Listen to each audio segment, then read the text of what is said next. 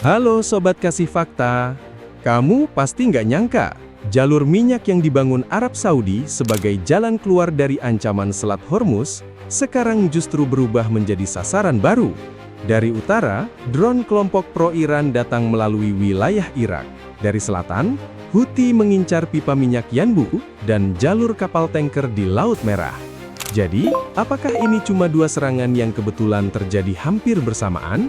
Atau Arab Saudi sedang dijepit perlahan dari dua arah, sampai jalur penyelamatnya sendiri berubah menjadi titik paling berbahaya? Tapi sebelum lanjut, jangan lupa klik like, subscribe, dan aktifkan lonceng notifikasi, supaya kamu nggak ketinggalan fakta-fakta menarik lainnya.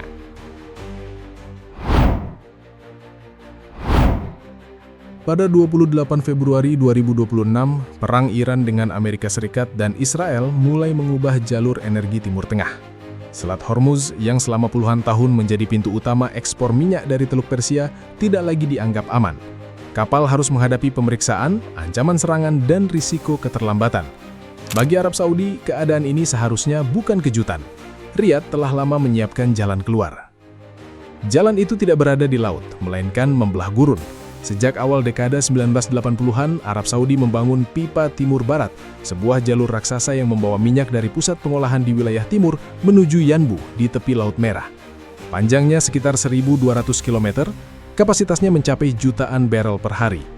Tujuannya sederhana, jika Hormuz tertutup, minyak Saudi tetap dapat bergerak menuju pasar dunia melalui pintu lain. Pada 18 Maret 2026, rencana cadangan itu mulai bekerja penuh. Aktivitas pemuatan minyak di Yanbu melonjak tajam setelah ratusan kapal tertahan di sekitar Hormuz. Pelabuhan yang sebelumnya hanya menjadi jalur tambahan mendadak berubah menjadi urat nadi utama. Minyak dari ladang timur mengalir melintasi gurun, tiba di pantai barat, lalu dimuat ke kapal tanker menuju Asia dan Eropa. Sekilas, sistem ini terlihat cerdas. Arab Saudi berhasil menghindari satu titik sempit tanpa harus menghentikan produksi. Namun, ada kelemahan yang jarang dibicarakan. Jalur darat tidak dapat bergerak. Pipa, stasiun pompa, tangki penyimpanan, dan terminal minyak memiliki lokasi tetap. Semuanya dapat dipetakan, semuanya dapat diawasi. Dan bila salah satu titik terganggu, aliran minyak dapat melambat sebelum mencapai laut. Peringatan pertama muncul pada 9 April 2026. Sebuah serangan terhadap infrastruktur energi Saudi mengurangi kemampuan pompa Pipa Timur Barat sekitar 700.000 barel per hari. Kapasitas penuh memang disebut berhasil dipulihkan pada 12 April. Namun, peristiwa itu membuktikan bahwa jalur penyelamat tersebut bukan benteng tanpa celah. Tekanan berikutnya datang pada 20 Juli 2026 ketika Houthi mengumumkan blokade terhadap pelabuhan Saudi di Laut Merah. Ancaman itu menyasar tahap terakhir perjalanan minyak, sebab minyak yang sudah menyeberangi gurun tetap membutuhkan kapal untuk keluar dari Yanbu. Jika tanker takut melewati Bab el Mandeb, jutaan barel dapat tiba di pantai barat, tetapi tidak benar-benar bergerak menuju pembeli. Masalahnya, Yanbu bukan sekedar pelabuhan pengganti. Setelah gangguan Hormuz, sebagian besar ekspor energi Saudi mulai dialihkan ke Laut Merah. Kapasitas pipa memang besar, tetapi kemampuan ekspor tetap bergantung pada terminal, jadwal kapal, dan keamanan jalur pelayaran. Satu gangguan kecil pada pompa dapat menahan aliran dari pedalaman. Satu ancaman di dekat pelabuhan dapat membuat kapal menunggu. Dalam perang energi, keterlambatan beberapa hari saja sudah cukup mengubah harga, kontrak, dan keputusan pembeli di berbagai negara tujuan ekspor utama. Inilah ironi yang mulai berbahaya. Pipa Timur Barat dibangun untuk menghindari tekanan Iran di pintu timur. Kini, jalur yang sama justru mengarahkan seluruh perhatian ke pintu barat. Semakin besar peran Yanbu, semakin tinggi pula nilainya sebagai sasaran. Menurut Anda, apakah jalur cadangan Saudi benar-benar memberi perlindungan atau hanya memindahkan titik lemah dari satu laut ke laut lain? Tetap simak, karena ancaman berikutnya tidak hanya datang dari Yaman. Ia mulai bergerak dari arah Irak menuju jantung energi dan pusat kekuasaan Saudi. Pada 27 Juli 2026, pola ancaman terhadap Arab Saudi berubah semakin jelas. Kementerian Pertahanan Saudi mengatakan sistem pertahanannya menembak jatuh sejumlah drone yang diluncurkan dari wilayah Irak. Arah serangannya tidak sembarangan.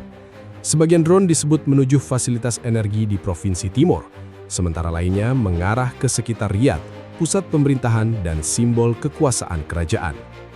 Namun, serangan itu tidak dapat langsung disebut sebagai serangan Irak terhadap Arab Saudi. Pemerintah Baghdad tidak mengumumkan perang, dan militer Irak juga tidak menyatakan terlibat. Pada hari yang sama, Perdana Menteri Irak memerintahkan penyelidikan untuk mencari pihak yang menggunakan wilayah negaranya sebagai titik peluncuran. Disinilah perang proksi menjadi sulit dibaca. Senjata dapat berangkat dari sebuah negara, tetapi keputusan penyerangannya berada di tangan kelompok yang bergerak di luar kendali resmi pemerintah. Menurut Riyadh, drone tersebut diluncurkan oleh kelompok bersenjata yang didukung Iran. Tuduhan itu langsung membuka persoalan baru. Jika Saudi membalas ke wilayah Irak, langkah tersebut dapat dianggap melanggar kedaulatan Baghdad. Namun, bila Riyadh hanya bertahan, kelompok penyerang dapat menilai bahwa wilayah Irak tetap aman digunakan untuk serangan berikutnya. Tekanan dari utara itu muncul hampir bersamaan dengan ancaman dari selatan. Pada 27 Juli 2026, Houthi di Yaman mengklaim menyerang fasilitas yang berkaitan dengan pipa Timur Barat dan jaringan pengangkutan minyak menuju Yanbu. Kelompok itu juga menyebut Yanbu dan Jizan sebagai sasaran rudal serta drone. Houthi mengatakan serangan tersebut merupakan balasan atas operasi Saudi di Yaman. Namun, pemilihan sasarannya menunjukkan perhitungan yang lebih luas. Mereka tidak hanya mengejar satu kilang, satu pompa, atau satu tangki penyimpanan. Mereka membidik jalur yang memungkinkan minyak Saudi keluar dari tekanan Hormuz. Dengan menyerang jaringan pipa, Houthi mencoba mengganggu jalur minyak sebelum mencapai Laut Merah. Dengan mengancam Yanbu dan Jizan, mereka menekan titik tempat minyak dimuat dan kapal mulai berlayar. Jika dilihat di atas peta, Arab Saudi tampak berada di tengah gerakan penjepit. Dari utara, drone dapat bergerak melalui wilayah Irak menuju jantung energi dan ibu kota. Dari selatan, Houthi dapat menekan pelabuhan, pipa, dan jalur kapal tanker. Di antara kedua arah itu, terdapat jaringan energi yang terlalu panjang untuk dijaga hanya dengan satu lapisan pertahanan. Tetapi hubungan kelompok tersebut dengan Iran tidak sesederhana satu perintah dari Teheran. Houthi memiliki kepentingan sendiri dalam perang Yaman.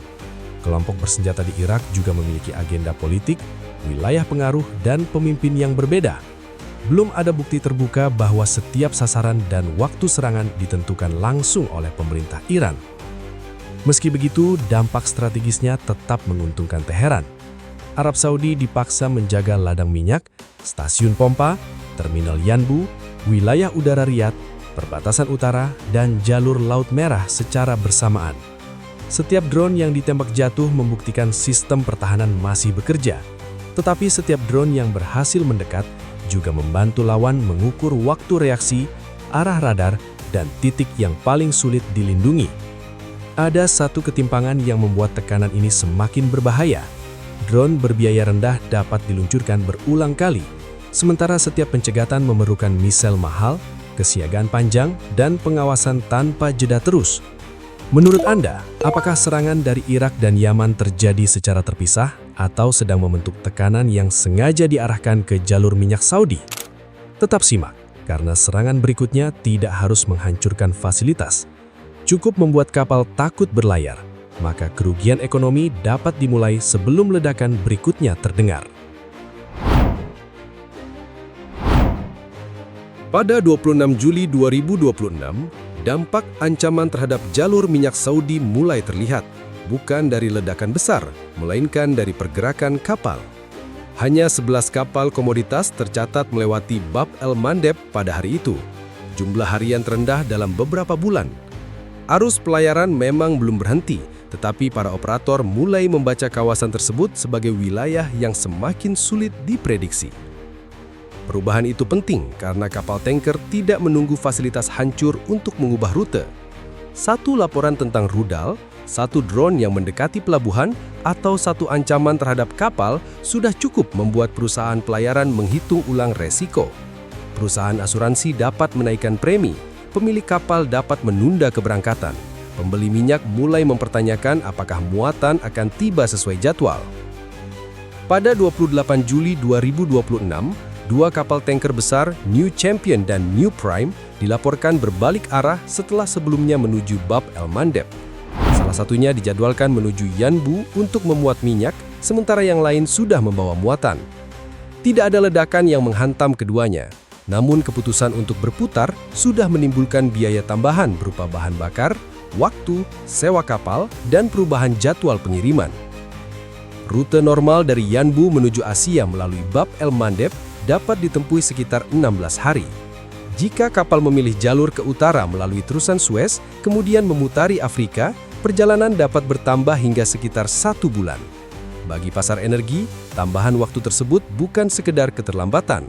Negara pembeli harus mencari pasokan sementara, perusahaan harus menyimpan cadangan lebih besar, dan biaya pengiriman dapat ikut mendorong harga barang.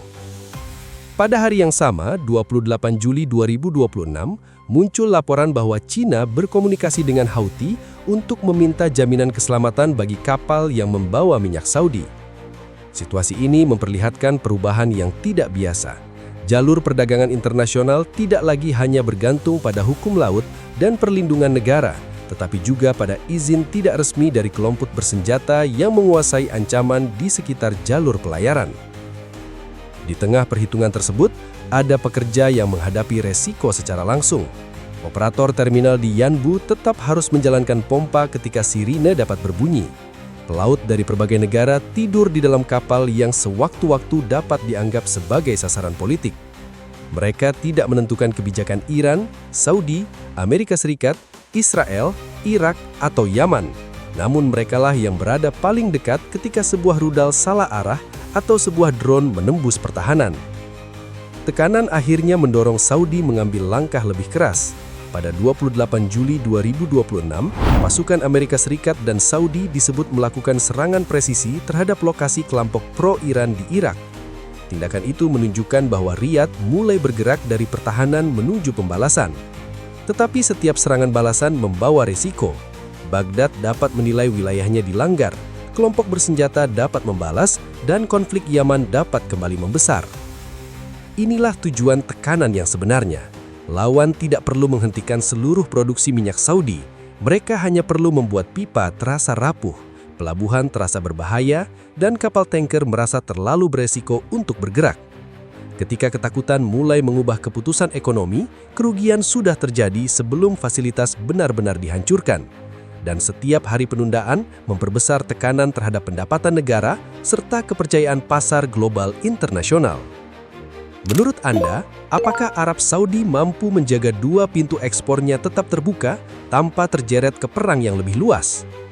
Tetap simak sampai akhir, karena pilihan Riyadh berikutnya dapat menentukan apakah tekanan ini berhenti sebagai gangguan atau berubah menjadi perang energi yang mempengaruhi seluruh dunia. Pada akhirnya, ancaman terhadap Arab Saudi bukan hanya soal drone, rudal, atau jalur minyak.